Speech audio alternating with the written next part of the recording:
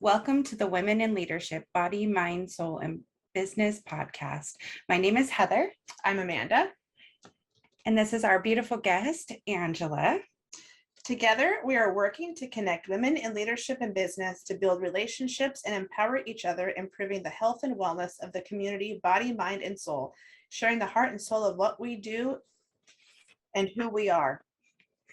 Good job. I love you so much. I got them backwards, but I said the thing. It's all good. It doesn't have to be perfect because we're all so individual. Today, I'm very pleased to be joined by our brilliant friend and community member. She's a mom of two. And when they don't steal her away, she runs her own online empire. Welcome back to the table, Angela Wallace. Good morning. Thank you guys for having me again. And also today, my co-host is the stunning Mama Four. Look at this. If you don't see her, she just got her hair corrected. It's so beautiful. It's a really light blonde and it's a nice spunky spring cut. I really love it. She's a blogging mastermind who helps us all declutter our homes. Welcome back to the table, Amanda. Thank you. So this week's topic is a heavy topic, but I thought we would come at it in a little different way. We've all been on health journeys. We've worked in the industry, helping people with their health. This week's topic is fear of death. And the quote is, "Live your life that fear of death can never enter your heart." So I found an article. I'm really not wanting to be the we. I guess I'm a we. I found an article and it was really talking about how the wellness industry uses the fear of death to boost sales and continue to use that fear to push things like fad diets. Mhm. And so we wanted to start there. Like, what is a fad diet and what does it end up leaving us with? Yeah, so Heather, I almost called you Angela because I'm looking at the computer and I says see Angela. her. Oh my gosh. When There's I worse initially, people to be called. I know, like right? her. She's so pretty. She is pretty. We were talking about this earlier, and in another podcast when we talked with Dr. Hema Murdy. Yes, I never say names right. I said, fad diets are such a craze. You know what I mean? We see an image of this influencer and you're like, oh man, I want, the toned arms and the thigh gap and the blonde hair that's long and they always look so cute and messy, but like all the things, right? And then so you jump on this bandwagon and you spend mostly hundreds of dollars, if not up to thousands. And when you don't get the results that you were wanting as quick as you wanted, you're what I call insta-pissed. Now Instagram has the insta-pissed. Yeah, I just like that. created it. You're welcome, everybody. And it just seems like, because I've been there. I've been that person where I saw the before and after. So I'm like, oh yeah, look out. Here we come. Right. And I'm like, babe, oh my God, look at these pictures. Their stretch marks are gone. And that didn't happen for me. Right. Well, my skin's not her skin. And it took me a long time for that to click. Yeah. Our metabolisms are all different. Our body shapes are just everything. Our hormonal things can play into our weight loss sometimes, and age and gender and everything. And I mean, really, fad diets have been going on forever. And it's probably getting worse as social media has expanded and there's influencers now, and that kind of realm as well. But yeah, there is no magic pill. There is no magic one size fits all for everybody, Yeah, I like that. Fad diets are not a fad. They've been around for a long time, right? Yeah. Just in different ways, and it's evolved, and we've learned of different things about nutrition over the years. We've probably progressed and gotten better with things in some ways, but we're still fixated on this craze of fitting into this certain way. Okay, now we're all going to do this, and this is the way to do it. This is the way you're going to, that's going to get you what you want. but it's that instant, I don't know about you girls, but for me, it was the instant gratification.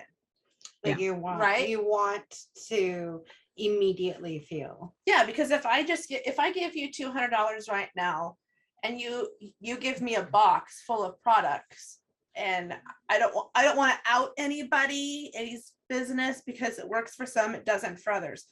But when I got my box of this instant coffee and this, fat burners and all this stuff, I'm like, okay. And it was almost like subconsciously, I thought, I just gave you $200. I now get the results.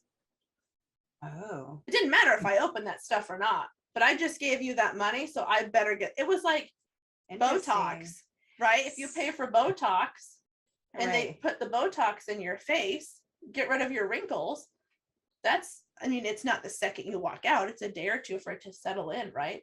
But for all intents and purposes, you got the instant gratification from that. And wellness is not. And wellness is not that. No. Mhm. Yeah. So Interesting. That was I didn't even know, because when I tried products, I was absolutely impressed with the products I tried. And the products, I actually lost 60 inches in 60 days. Yeah. Because it actually helped my body process out the toxins. And it wasn't just the products though. I was also on a wellness journey. So, I say that, like I'm drinking my water, I'm sleeping, I'm doing the things, right? Right. And when you keep doing the things and they're not working, you keep looking for a thing, right? And I think then this is one of the big things about our foods is that there isn't a lot of nutrients in a lot of our processed foods. So for me, it was definitely that I was nutrient deficient. So my body, in response to that, holds on to absolutely everything. Sure. Yeah. So then I have all the toxins stored in my fats. So then what happens when your toxins start to release, right? Because you're doing good things for yourself, you feel like crap because you're releasing toxins. And so what do we do when we feel like crap? We go eat more food. We eat more food, right? Because that's our society's map. We sleep. Right? Yeah. We don't take care of ourselves. Yeah. And then we eat more crap, and then we feel like more crap.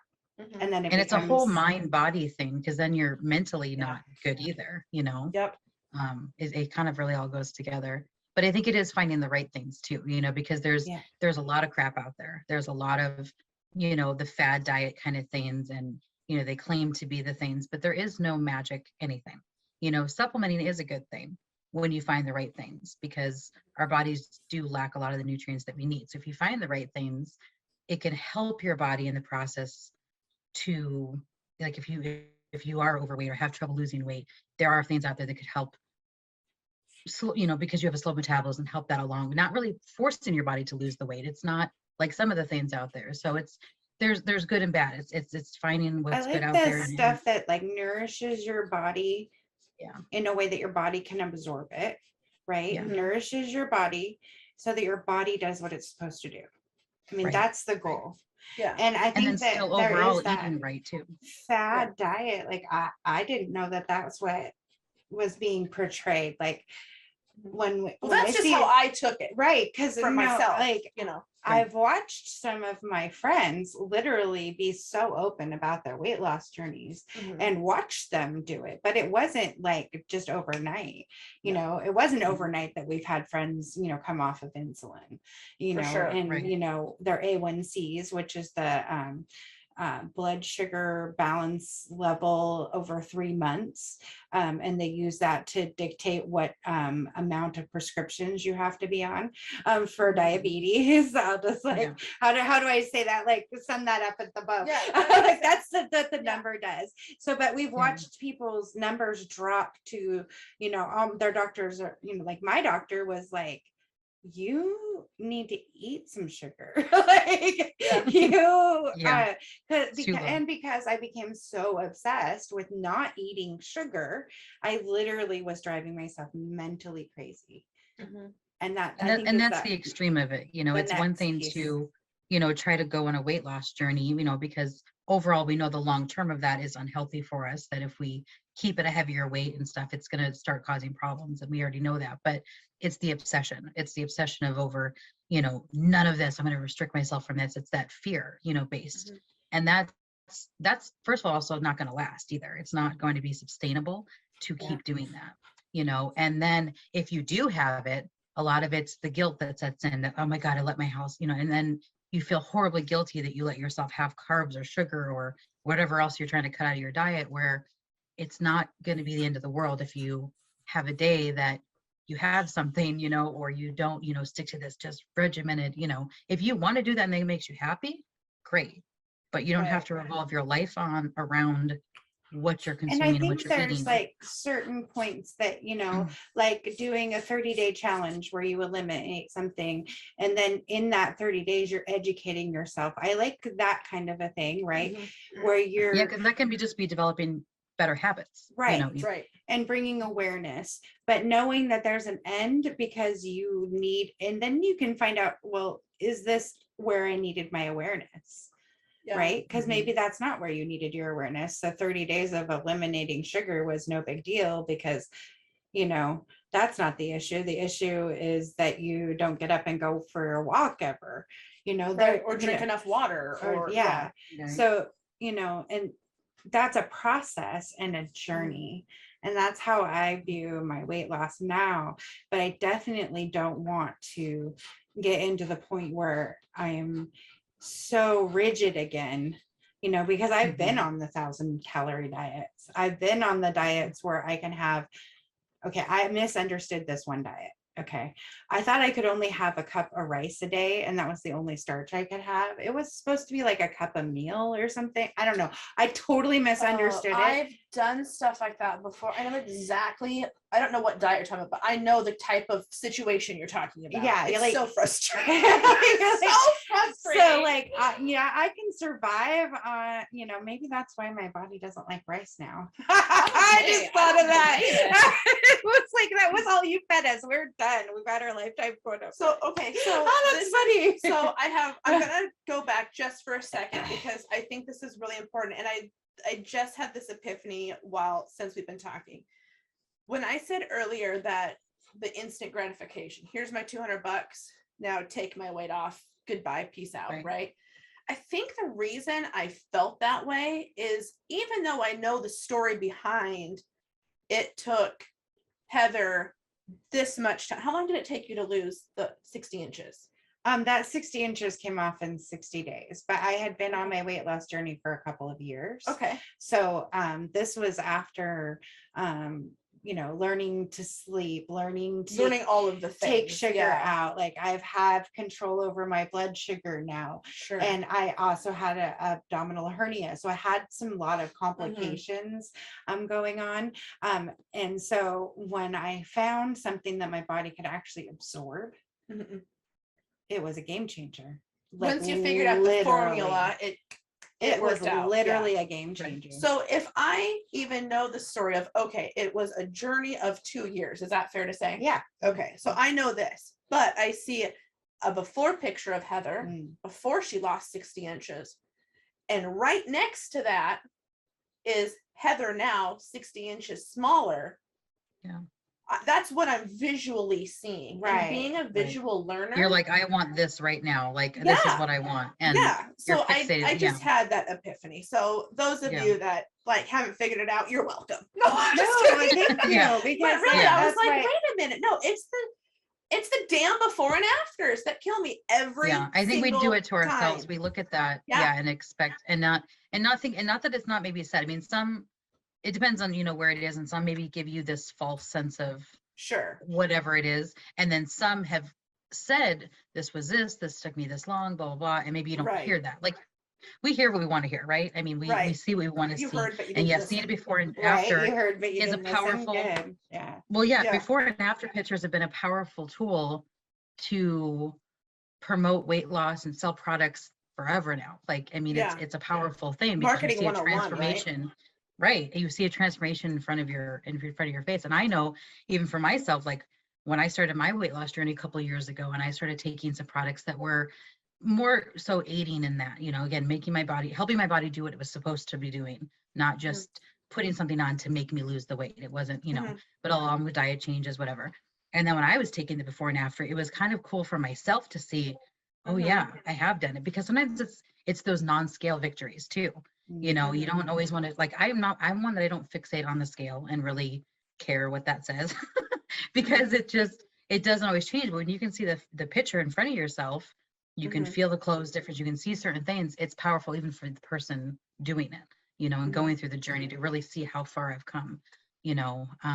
It's motivation, you know, to keep going, to want to even get to wherever your me, end it's goal is. almost that nightmare board piece, like nightmare board piece. So when I have that before picture and I look at myself there, I don't want to be there again. So even for me, like when I post it, it's like usually coming from a place of what I need for myself. Like I need this today to look at my journey, to look at where I'm at and where I'm going, where I came from and how, wow. And for most, a weight loss, you know, before and after, especially you see these dramatic changes, that is a whole lifestyle change, not even a lifestyle change, but life impactful, you know, like it impacted their life tremendously to get to this point and this point, you know, because if they were very heavy, they were probably struggling to breathe, they were struggling to sleep, they were struggling to everything, you know, and now they've got energy, they feel good, they've got, you know, all the things, right? So there's such a powerful thing behind it, you know, more so than, yes, there's many companies that can hype it up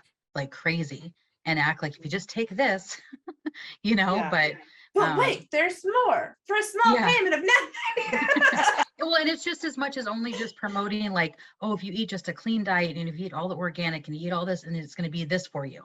Well, really, that's good. You know, I mean, we should be eating less processed and more natural, of course. I mean, that's a given, but again, that's not the fix all, you know, because still like today we were watching Dr. Mark Hyman. He is a functional medical doctor and he does a podcast, and I sent it to Angela and I totally forgot. I didn't put all the pieces together. She's like, was this for today? So she's like frantically trying to listen to it this way.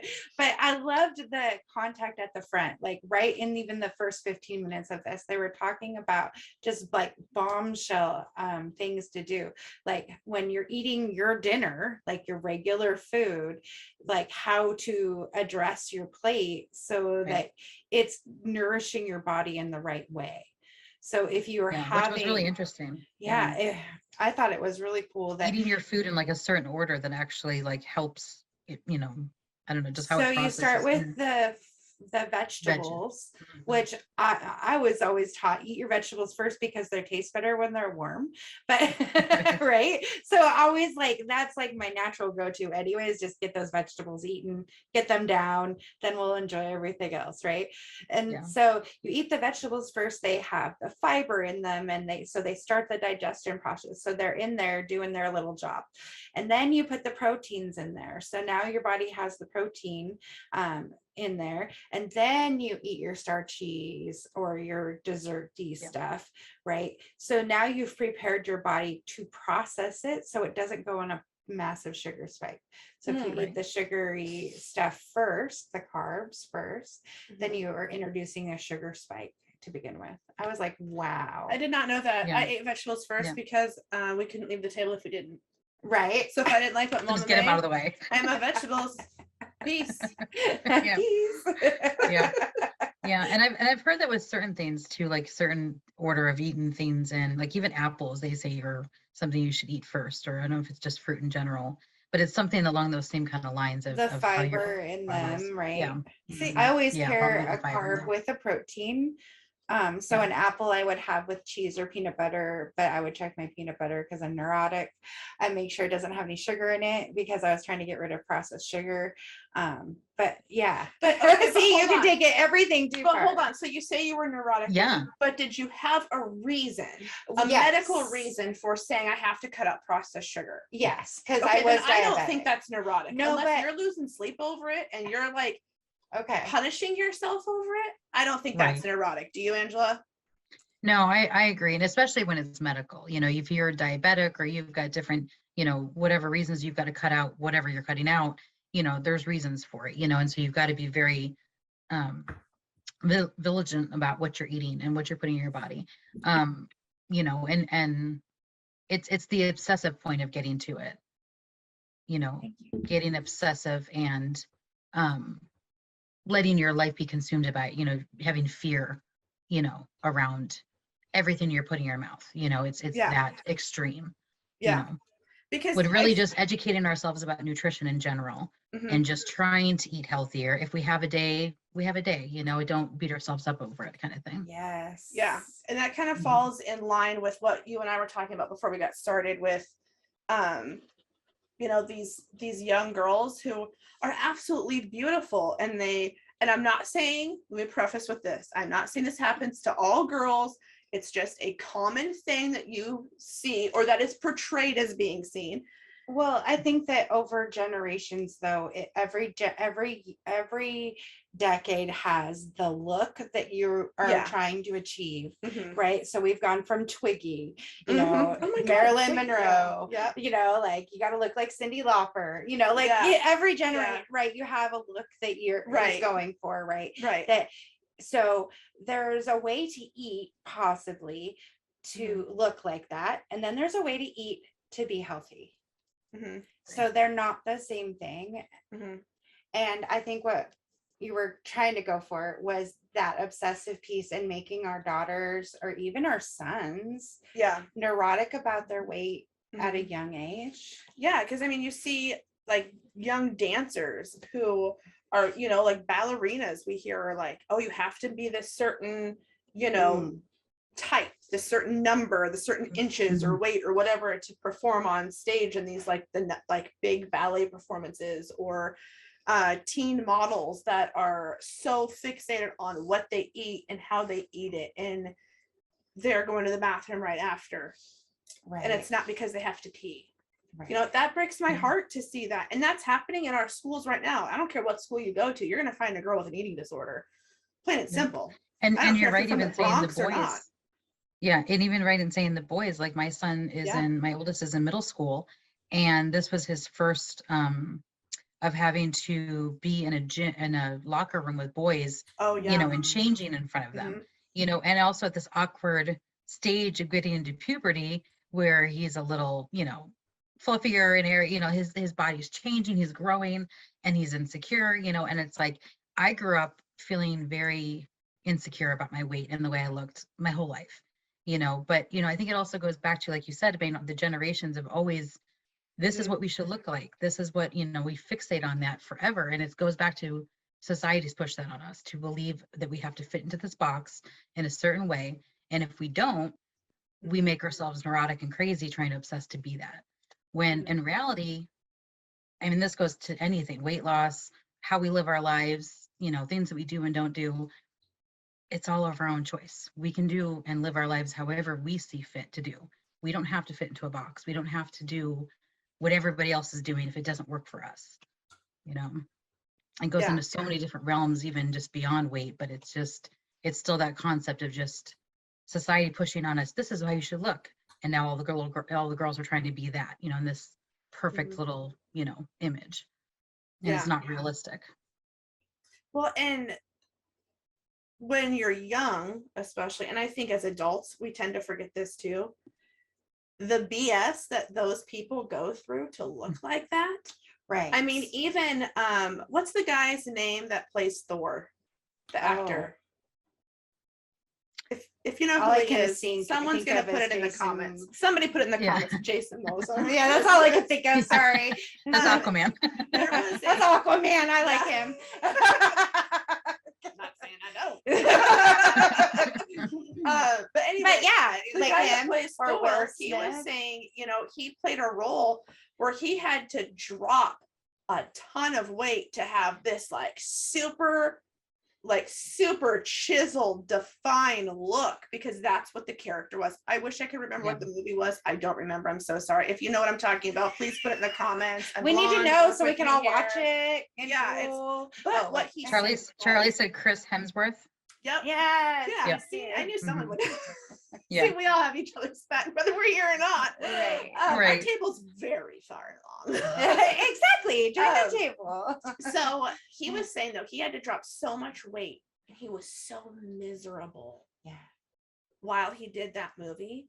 Yeah. He's like, I couldn't wait to finish it because he No. couldn't hardly eat anything because Yeah. he had to go for this certain look. And I thought, I wish that they would put that interview all over mainstream media. Oh, I heard Right. Will Smith talk Just- about it too. They talk about Well, shit, like, maybe it was Will eating- Smith. And I just made up who it was. no,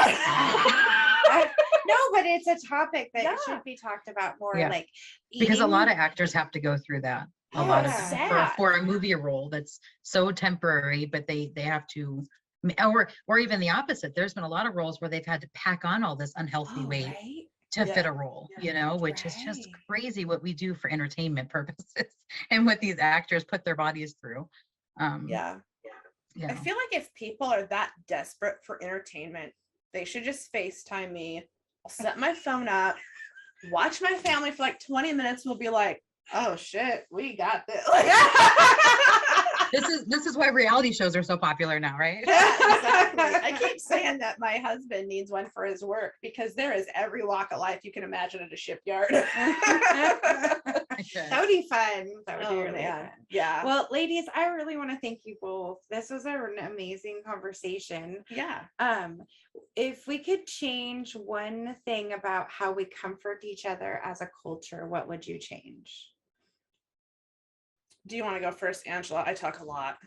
If you don't want to go No, first. you can go. It's fine. Okay. I said this before. I wish that we, instead of the chick flicks of, oh my God, he dumped me, he broke my heart, or I had a bad day, and here comes the bestie with like a bottle of wine or a case of beer or all the Ben and Jerry's you can imagine, and they're just like gorging themselves, right? And it's like this like thing. I wish it was more of showing up unannounced and being like I said earlier, you know, Let's go outside. let's go. You know, what is that? Oh, there was some movie where they're like that Marvelous Maisel or whatever that's on Amazon, and she always says, tits up. You know, I wish we would tits up more often and just grab your girlfriend or grab your husband or your boyfriend or your whoever and be like, come on, let's go sit on the porch. I don't care if you're a blizzard outside. Spend 2 minutes outside and it will change your mindset. I wish it was more of that than it was I stuffing sugar actually hearts down the had face. one of my husbands do that for me. It was my son was going away for 2 weeks in the summer, Mhm. and my first husband wouldn't really allow me to talk to my son during that time. It was very, very hard for me, and so I looked like crap. I was probably still in my jammies. I had not brushed my hair, my You teeth, had nothing. tits up yet? No, I had not. And my son got picked up, and my husband just looked at me and my sister, because that was just the three of us at the house, and said, "Get in the car." And I'm like, "Oh, go get some coffee or something," right? Get in the car. He drives us to Pike Place Market. I was like, I am not dressed for Pike Place Market. I haven't even brushed my hair. I was like, some morning would have been good, but it was so good because I would have just gone in the house and just Sulked. gone back to bed, cried and sulked. But instead we went and we did something, and we walked around for a while. We people watch. I got some market flowers.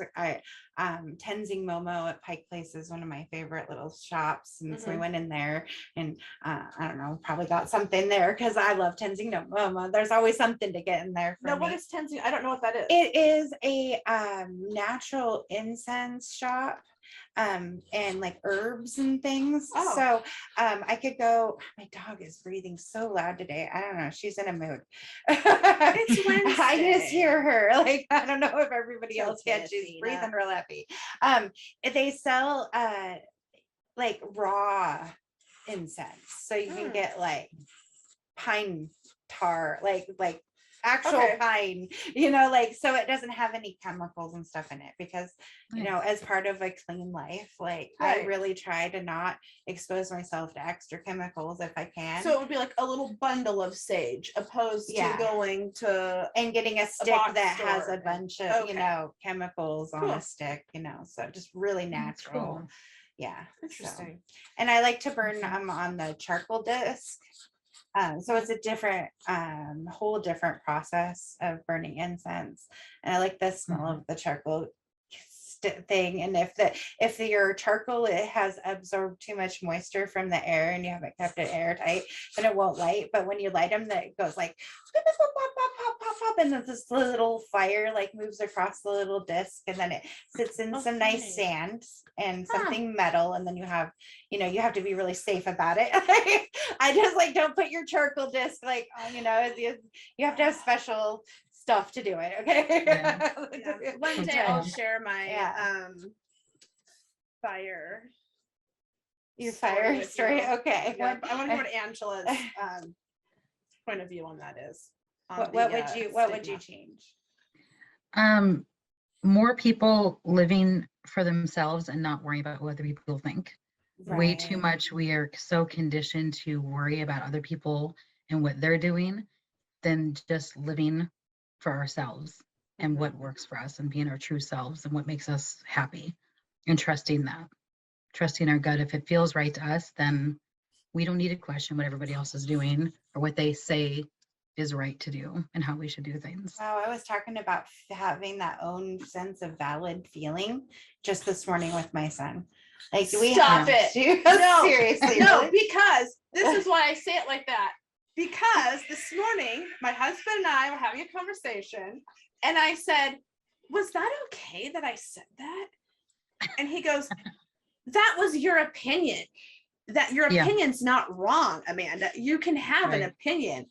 And I'm like, F&A, I can have an opinion. That's right. Yeah. But we But do think about believe it. how We all conditioned we've been able to second guess that, because Yeah. we've been told to think this way and do this and live this way. And, everything that we were supposed to do, grow up, get married, have kids, buy a house, do this, like everything had to fit into this certain way and how we were supposed to work and what we were supposed to do. And how well has that worked for a lot of us? Look at Right. where our economy sits right now and how people are. Like, is that really working for most people? Most people can't even afford affordable housing, let alone to buy a house. It just, the things that we were taught at one's way that hasn't changed, but life keeps changing. But yet we're still in this ideal of this is how we should be living from way back when that worked a long time ago. And you if know, somebody and- does want to buy a house, there are ways to do it, and we do have those resources.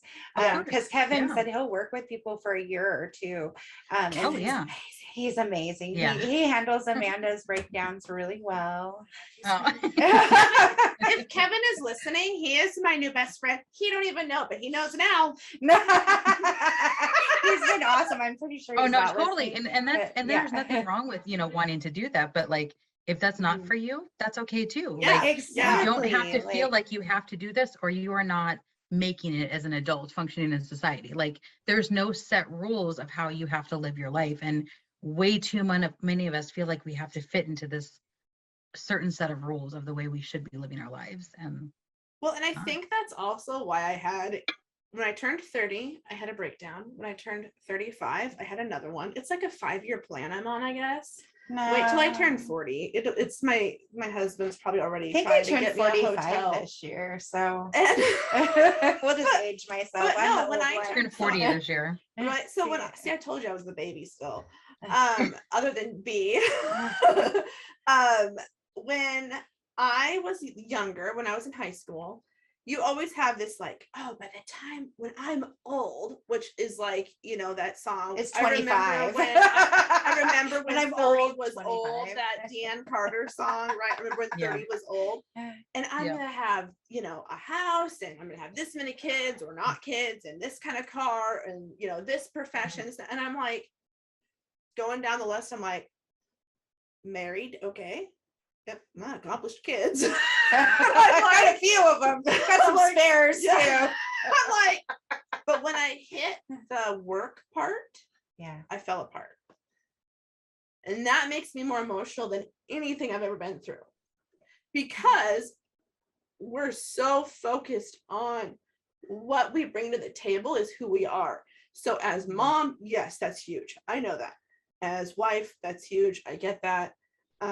But I don't like the feeling of not feeling like I'm financially contributing That bugs me because I always said I'm going to have my own business, and I didn't give two iotas. I'm trying to be better about my language.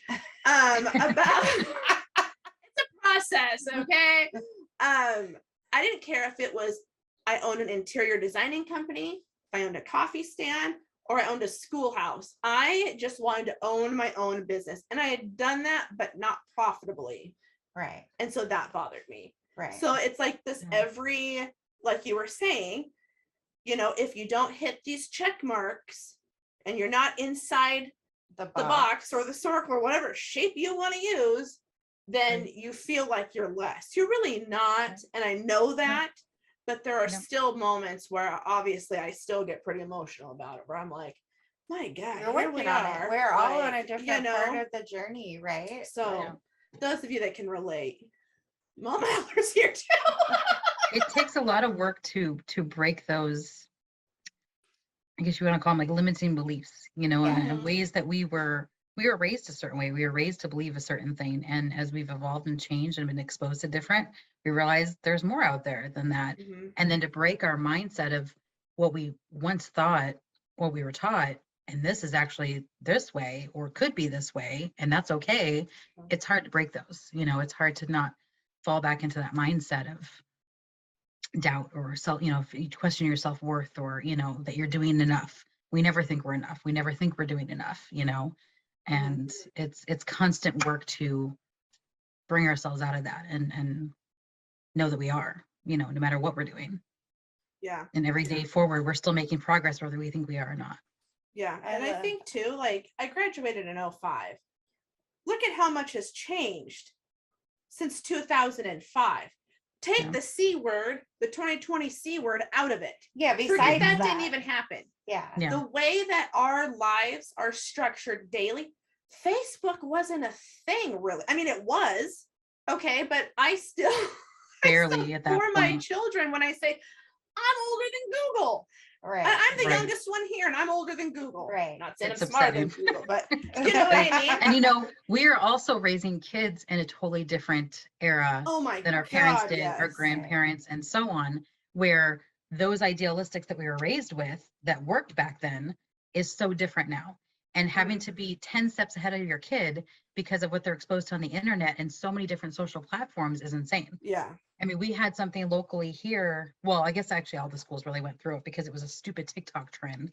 TikTok can be fun, but it also can be, you got to be careful, you know, because there's a lot of kids on it and there's a lot of stupid trends that they do on there. But here, luckily, because we are enough on it that adults we can try to stay ahead of these things that the kids are trying to do. And they were trying to do very dangerous things, but through a platform that was global, you know, where every school in the country had to be aware that something might be happening this day within these schools, and we have to be ahead of it. Like, it's a lot of work. Like, it's so much more to be a parent now that we don't give ourselves enough credit for and give ourselves enough grace for it, because the C word enough, oh my gosh, raising a child through that was hard enough. You on top of everything else that we are in this information age and this digital age that kids are exposed to so much other kind of stuff. Cyberbullying, you know, bullying now behind a keyboard, you know, I mean, there's so much more that we are up against, and every generation is probably going to be more. Our children might be even up against more than we were, you know, God help them. Like, but that's where it shows that, like, you can't fit into this, like I want to teach my kids to be as open-minded as they can, to not be like, this is how you're going to live your life. This is what you're supposed to do. This is what I want to know, that there's options, because that might have to change by the time he's an adult, you know, and deciding to have kids and whatever he's doing. I've told him already, I'm like, I don't, there's not an end date for you living with me.